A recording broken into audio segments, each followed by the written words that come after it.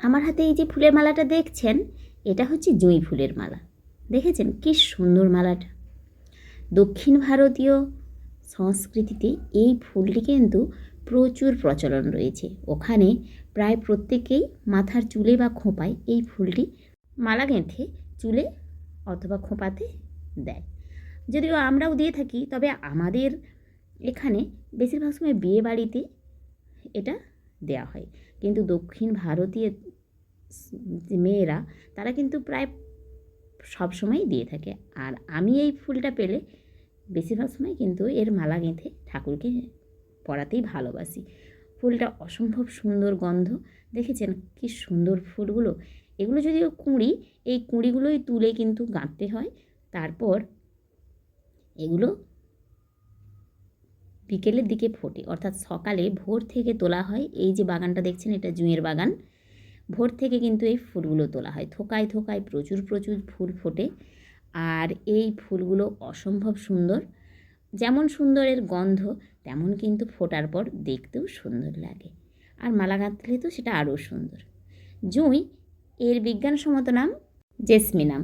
এটি সাধারণত গ্রীষ্মকালীন ফুল, অর্থাৎ গ্রীষ্ম থেকে বর্ষাতেই এই ফুলটি ফোটে। আমাদের এখানে কিন্তু চৈত্র মাসের শেষ থেকে এই যে আশ্বিন কার্তিক, পুরো বছর জুড়েই, অর্থাৎ এই যে 6-7 মাস জুড়েই কিন্তু এই ফুলটা তোলা হয়। এখন ফুলটা কিন্তু পরিমাণে কম ফুটছে। বৈশাখ জ্যৈষ্ঠ মাসে এই ফুলটা প্রচুর পরিমাণে ফোটে। আর এই যে ফুলগুলো কিন্তু তোলা হয়ে গিয়েছে। আর এই ফুলগুলো কিন্তু থোকায় থোকায় অনেক অনেক থাকে, মানে একটা করে থোকাতে প্রচুর পরিমাণে ফুলটা তোলার পর আমি আপনাদের সামনে ভিডিওটা দিচ্ছি। ওই যে দেখালাম প্রথমেই যে কত ফুল তোলা হয়ে গেছে এই বাগানটা থেকে। এই ফুলটার কিন্তু দামও অনেক অনেক বহুমূল্য দাম এই ফুলের। এর যারা বাগান চাষ করে তারা কিন্তু এই বাগান থেকে প্রচুর পরিমাণে লাভবানও হয়। যেহেতু 6-7 মাস ধরে ফুলটা বিক্রি হয়, তাই এই ফুল ব্যাপক লাভজনক। এই ফুলের জন্য উপযুক্ত মাটি, জল এবং আলোর প্রয়োজন, এবং জল নিকাশি ব্যবস্থাও খুব ভালো দরকার। তবে আমাদের এখানে এই ফুলটার গোড়াতে কিন্তু বেশিরভাগ সময় খোল এবং গোবর সার প্রয়োগ করা হয়। তারপর কিছু রাসায়নিকও দিতে হয়, নইলে পোকাতে এই ফুলগুলোকে নষ্ট করে দেওয়ার সম্ভাবনা থাকে। জুঁই কিন্তু গ্রীষ্মকাল বা বর্ষাকালে হলেও এটি শীতকালের দিকেও হয়। তবে শীতকালের দিকে যে প্রজাতির জুঁইটা হয়, সেই ফুলটা একটু হলুদ থেকে হালকা সবুজ কুঁড়ি হয়ে যায়। অর্থাৎ এই যে জুঁইগুলো, এদের মতো সাদা কুঁড়ি না, হালকা হলুদ হয়, তারপর আবার ধীরে ধীরে হালকা সবুজ বর্ণ ধারণ করে। তো এখন এই জুঁই ফুলের মালা গেঁথে নেব।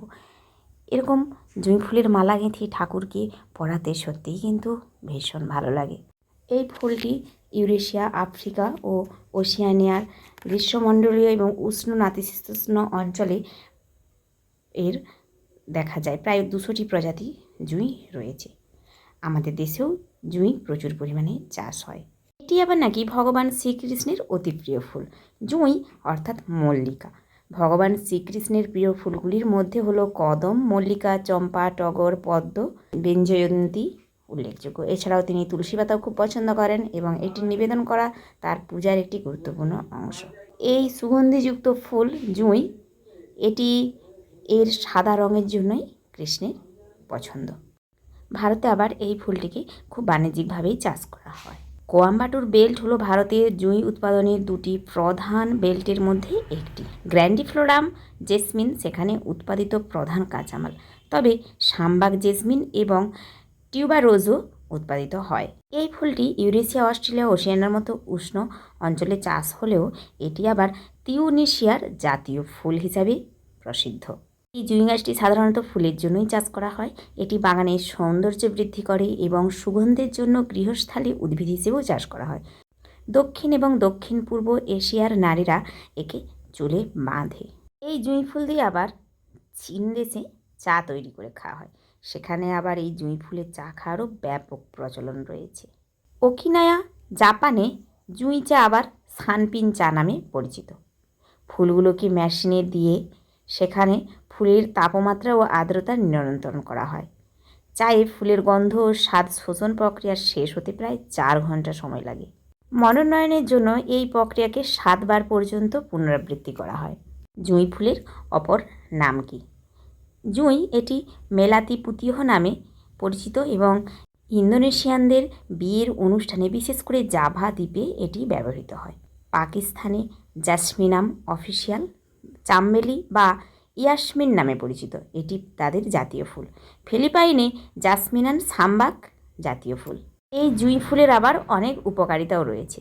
জেসমিন এটি লিভারের রোগ অর্থাৎ হেপাটাইটিস, লিভারের ক্ষতজনিত ব্যথা অর্থাৎ সিরোসিস এবং তীব্র ডায়রিয়ার অর্থাৎ আমাশয়ের কারণে যে পেটে ব্যথা হয় তার ক্ষেত্রে ব্যবহার হয়ে থাকে। এটি আবার স্ট্রোক রোগকে প্রতিরোধ করতে সহায়তা করে। শিথিলকরণ অর্থাৎ একটি প্রশান্তিদায়ক হিসেবেও এটি কাজ দেয়।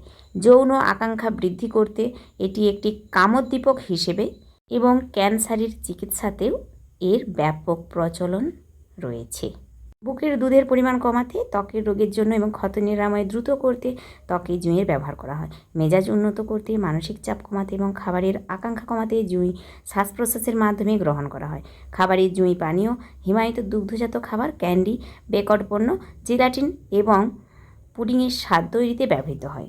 এছাড়াও বিভিন্ন প্রকার ক্রিম, লোশন এবং সুগন্ধ যোগ করতেও জুঁইয়ের ব্যবহার করা হয়। গার্ডেনিয়া বা জেলসেমিয়াম নামে পরিচিত উদ্ভিদের সাথে জুঁইকে গুলিয়ে ফেলবেন না। তবে আবার জুঁইয়ের পাতা বা ফুল আবার বিষাক্ত হতে পারে। জুঁইয়ের পাতা বা ফুল চিবিয়ে খেলে বিষক্রিয়া হতে পারে। বিভিন্ন ধরনের জুঁই গাছ আছে, কিন্তু এই সব প্রজাতি বিষাক্ত নয়। তবে প্রধানত হলুদ রঙের জুঁই বিষাক্ত হয় এবং বিষক্রিয়ার কারণ হয়ে থাকে। তো বন্ধুরা, আজকে আমার ছোট এই ভিডিওতে আপনাদের সঙ্গে জুঁই নিয়ে অনেকটাই আলোচনা করলাম। আমার ভিডিওটি যদি আপনাদের ভালো লেগে থাকে লাইক, কমেন্ট, শেয়ার করবেন। আমার চ্যানেলটিকে সাবস্ক্রাইব করে আমার পাশে থাকবেন। আজ আসি, টাটা।